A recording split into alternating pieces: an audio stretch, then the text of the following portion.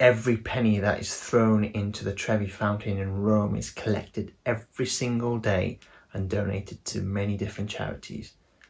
That is pretty cool.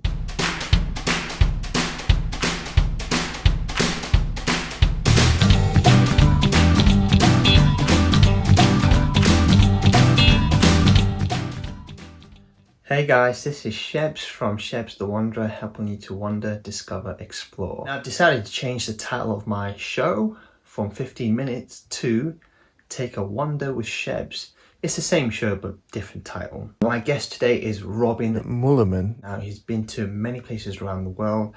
What he loves doing is chatting to people about their experiences within the travel, and he's come to join us today to talk to us about his.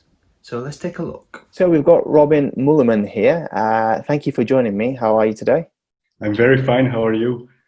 I'm doing very good. It's always good to talk to other travelers around the world, and especially during this period of time where it's been bizarre, I have to say. So how's you're from Belgium, so how's Belgium been? Well, to be honest, Belgium suffered a lot initially due to COVID-19 because we had a lot of people who got sick by it and infections, and so we were in a kind of semi-lockdown. In June, the bars and the restaurants were open again. Then you were able to travel abroad again, which was very good news. But now we are July, and okay, now we see that the figures in Belgium are rising again, like 250 cases a day in Belgium, which is quite a lot for such a small country with 11 million people. So now what they did a few days ago, I think, you had to wear masks in public places, but now they are also telling us, okay, you need to wear it in bars and restaurants until you sit down at your table and in all public places. So the main thing I think that they want to avoid is a second, like kind of a semi-lockdown, because economically that would completely destroy Belgium. Now we are able to see 15 people a week. Yeah. Where did the love for travel begin with you? When I was a child, I always loved to travel. I did with my parents then, but we always went to sunny destinations in the south, and that didn't attract me too much. I was always more interested in the mountains and snow and stuff and skiing. So what we did every year was like going 3 weeks a year to Spain or France in the south, but I preferred to go 1 week of skiing. So then I was already thinking, okay, is this normal? But I really got hooked into travel when I first went to Iceland with one of my best friends for 2 weeks. So what we did was travel the entire island all around, taking the ring road, going to the West Fjords, going a bit off paths to less known places. It's also then a few weeks before I went there, I bought my camera and my lens and my tripod and so forth, because I knew, okay, we were going in November. I was perhaps going to see the Northern Lights. And I always told since I was young that I have three destinations I really want to see in my life, which are Iceland, obviously, Nepal and New Zealand. So how did photography come about within your traveling? Well, it started when I was very young because my father was like semi-professional photographer. He did some work for friends and for people to take photographs of them, for example, at weddings or just photographing landscapes for people and then making portraits and kind of stuff. And yeah, since I was very young, I really love to take photographs, you know. The type of photography you take, what do you look for? Is it more for landscape? Is it more for portraits? I would say certainly the landscapes, because they impress me most. Such a huge impression, because they sometimes they say one picture says more than 1,000 words, and with landscapes that's that's the case, you know. Yeah.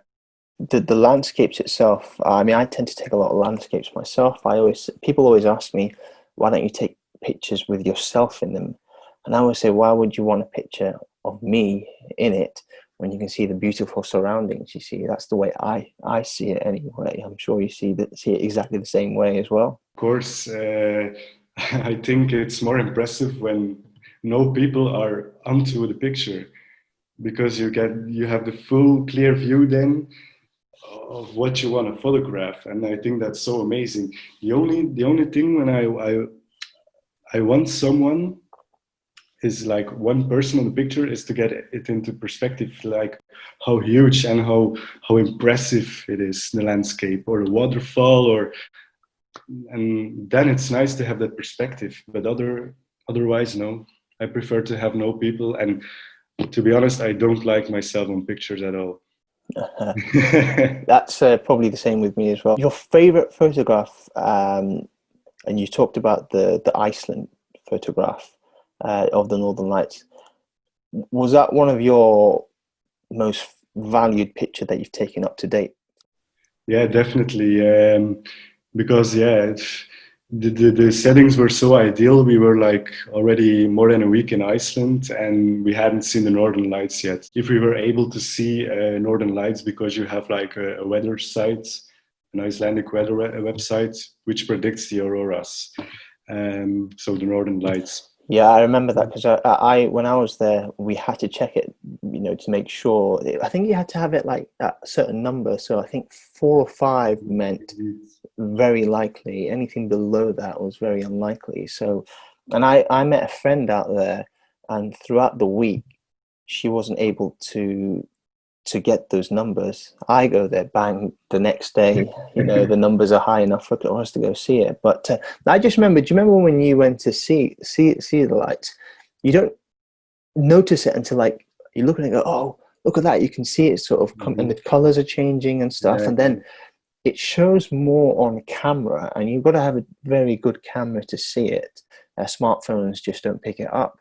But you really do have to have a very decent camera, from what I noticed anyway. Yeah, it's true. Okay, there are apps now for phones and stuff, and you can do it with a normal lens. But if you want to take a good shot with to have the Northern Lights, you need to have a wide angle lens and a tripod, of course, because if it's not stable, then you won't have a good shot of the Northern Lights. It was really cold that night. It was like almost -20, I think, Celsius. Ooh, that's And cold. we were sleeping in a tent, and yeah, we were a bit like, oh damn, we haven't seen them yet, and come on. And also the figure you said, you need 4 or 5 most of the time to actually see it, and we had 0 or 1. So yeah, we were thinking, okay, yeah, it's not going to happen again. And then I was like trying to take some pictures randomly with my tripod and my wide angle lens, just hoping that I would get a green flash or something. And yeah, a few minutes later, at a certain point, indeed, a green flash appeared. And then 5 or 10 minutes later, the skies were all green, and it was so amazing to see them the first time. And then a few minutes afterwards, we had it like right above us. So we had it's called Corona, which is very applicable now. Okay, yeah. And yeah, we for a few minutes we had all the colors. We had yellow, purple, red, green, and it was literally right above us. It was so amazing. It was -20, and we started shouting like girls. I threw my gloves away. Yeah, it was. That's still to date my favorite pick, because it brings so many memories back. What other trip would you say that's been meaningful in your life, that you think to yourself, I want to do more of this? Definitely my first real solo trip I did was to the Faroe Islands. So I went at the end of December during Christmas. I felt like the only tourist there at that moment, because normally the Faroe Islands, okay, they get like 150,000, 200,000 tourists a year, but mostly in summer. But the issue was, because I was there during Christmas, that literally all the bars and restaurants and all the shops were really closed. So nothing was open, nothing at all. And I had like one sandwich left, and the shops remained closed for 2 days. So I started asking people, okay, that I met on a hike, um, do you have any food? So I got some chocolates from French guys, but that wasn't enough. Did you just say that you literally just asked people for some food? Yeah, because I was wild camping, so I had no place to go. So when I came back from the hike, I just started knocking, yeah, on a random door. So the guys opened up, and then I sat there like for 3 or 4 hours, ate like 3 or 4 meals. Um, and it was like one really happy family. And yeah, then the father of the they had two little children, I think, and the father was like a farmer. So like in the Faroe Islands, it's always they still do whale hunting, for example, and it's always very delicate to talk about it. Um, and yeah, okay. From their point of view, I understand exactly why they do it. Then I was able to go to like a kind of a shelter, a hut, and there were some dried sheeps, which were hanging there like a few months. So I got a piece, and it was maybe one of the strangest tastes I ever had. And afterwards, like a family member of the people living in that house is a journalist onto the Faroe Islands. So I was interviewed then, and ultimately I got in a newspaper on the front paper, and there was just like written there, I have a very embarrassing question. Because when I knocked on the door, the first thing I said was, okay, I have a very embarrassing question, because I was literally asking for food here. So yeah, it was really a nice experience there. When I was at that house afterwards, I also knew from those people that it was the most northerly inhabited house onto the Faroe Islands, and that's probably a reason as well why I got into the newspaper afterwards. You could have easily gone back to your country, Belgium, said, you know what, I can't deal with this, go back, there's food in my country, no problem whatsoever. But as you just said there, you go to a country at a time when things are closed, you're not going to know. And, you've taught me something, going to Faroe Islands around about that time of the year, don't bother, because you'll be knocking on people's doors. So, and it's really nice for the family as well to, if hopefully they're listening, to have let you in and welcomed you in and said, here's some food. What did you really take from that experience? Me, it's not frightening at all, because I really like to be in contact with people, and that's also why I'm able to travel alone, I think, and especially to like really isolated places, because the Faroe Islands is like really isolated. Because you have islands with almost no people on it. I've also had it in Nepal, for example, where the culture is very different from Europe, because you have Hinduism, Buddhism, and yeah, they have other religions, but those people are so friendly, and it's just so nice to hear all those stories around the world, how the people live, and just listen to them, what they have been to, and how's life there, because that's the most curious thing I think there is, just knowing how they live their lives. The reason why I like going to remote places is going to these places and seeing how they live compared to how you live within your own country. And it's getting an understanding, as you just said there, getting an understanding of how life is so different for them compared to you. And I think you learn more from that than anything else. Can smaller nations maybe have too many tourists within a year? Today it's like very easy to travel, also to less known places. So at this stage it's okay, but so I told you I went to the Faroe Islands, and their population is about 50,000 people. And they have like now 150,000, 200,000 tourists a year. But they were planning to have direct flights from the USA towards the Faroe Islands. And it was also a question I got from the Faroese journalist that's asked me those questions. Um, that the Faroese people are afraid to have, with those direct flights, that they will have 500,000 or more tourists a year. But for the islands where there are only 50,000 people living, that's really a lot. And I think, yeah, that they may suffer from that there will be simply too much tourists comparing to their population. And I think the same thing is happening or will happen to Iceland, because Iceland is also only with 300,000 people, but receive, I think, 2 million tourists a year. So that's really a lot. And as those places really rely on their beautiful nature, that can really, I think they might suffer in the future. And also, I think if you have like too many people in nature will simply suffer from it. It's maybe a stupid example, but one time Justin Bieber did a video in a famous canyon over there in Iceland, and then they literally had to close it because a lot of people were standing on the crosses, which is you are not able to, it's prohibited. So that's also an example, in my opinion, of the rule of social media these days. And that's not always a good thing, in my opinion. It's good that we can travel more easily. Um, but I think for small nations, small touristic nations with lots of tourists, that could give issues these days. I had no idea that you could have too many tourists, and that's just an example there that has just opened my eyes. That you 50,000 people in a country and there's 200,000 people.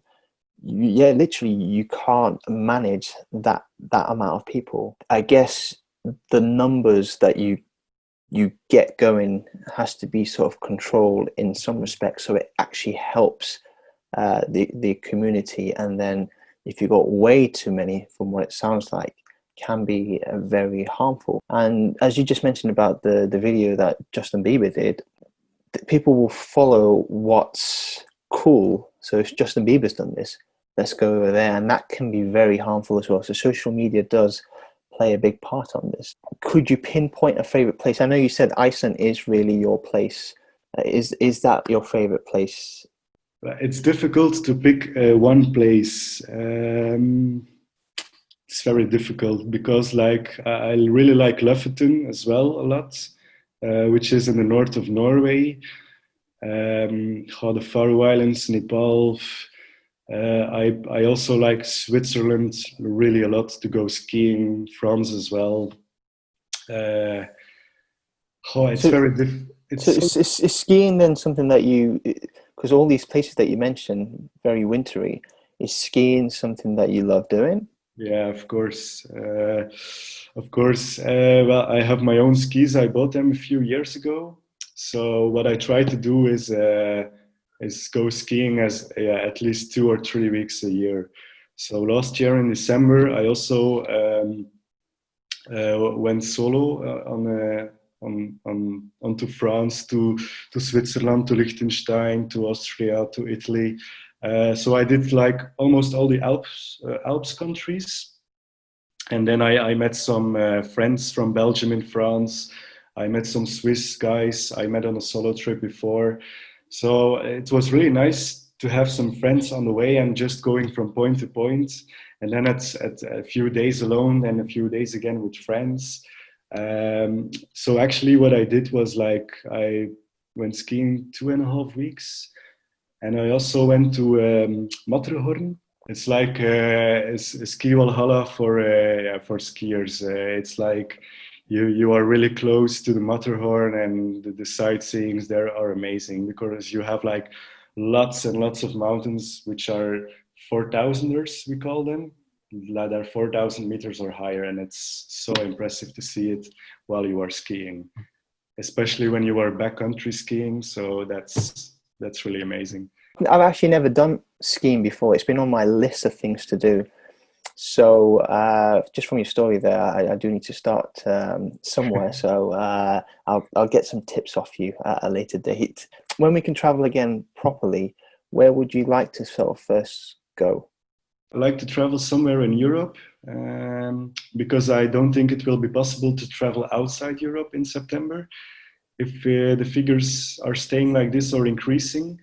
Um, so I've not yet picked a destination. I was thinking about going to Iceland again, to the West Fjords, but also I've been thinking about Croatia, Slovenia, Sweden, Finland. Yeah, probably I will be going up north again because I love it very much. Um, Maybe Slovenia because of the Triglav Mountains, which is obviously for hiking a lot, which I really love. And then I in December I would like to go to New Zealand, which is also one of my destinations I really have to do. I will do it one day. So I really have it in mind to do it in December because it's summer there then, and it's an ideal moment to go there for 3.5, 4 weeks for me and just exploring mostly the southern islands. But unfortunately, I've been checking out the regulations regarding COVID-19 Corona in New Zealand, and they are very strict. For example, if I think it's when even if you are a New Zealander and you travel back from Australia to New Zealand, then you have to go into quarantine. So Yeah. at this stage, they are very, very strict. So I'm waiting now and hoping for some good news that I can travel in December and make really, in my opinion, yeah, a very huge journey because, as I told you, I've already done Iceland and Nepal, and New Zealand has always been in the top 3 for me. So With all the traveling, have you picked up any other languages apart from, because you can speak, is it French or is it, which part of Belgium are you from where you can, is it French or is it Flemish you guys speak?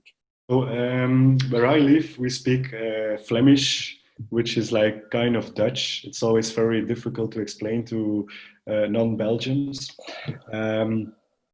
I also speak French, English, and then a little bit of German and Spanish. And I also started learning Icelandic, but it was so difficult.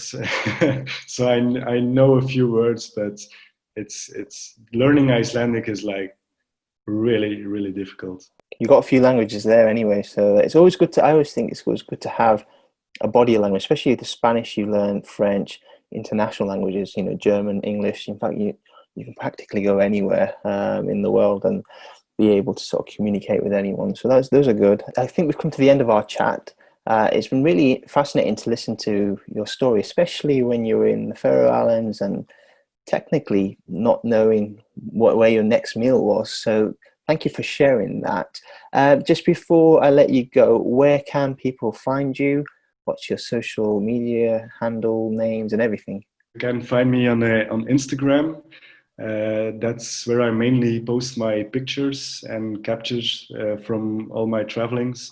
So it's just like Robin underscore Meuleman, which is like a typical Flemish name. Yeah, I'm glad you said that because I struggled to pronounce your name on the intro. And you can also find me on Facebook under the same name. So if you want to add me or want to see my pictures and stories, just go ahead and yeah, just give me a thumbs up.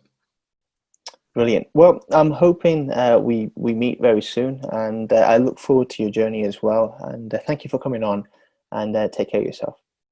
Thanks a lot to you too as well. There you go. That was Robin Meuleman. He had a very interesting story there. Hopefully you enjoyed some of his photography as well. Some of them are incredible. That's it for Take a Wander with Shebs. Hopefully you enjoyed the show. Until next time, bye for now.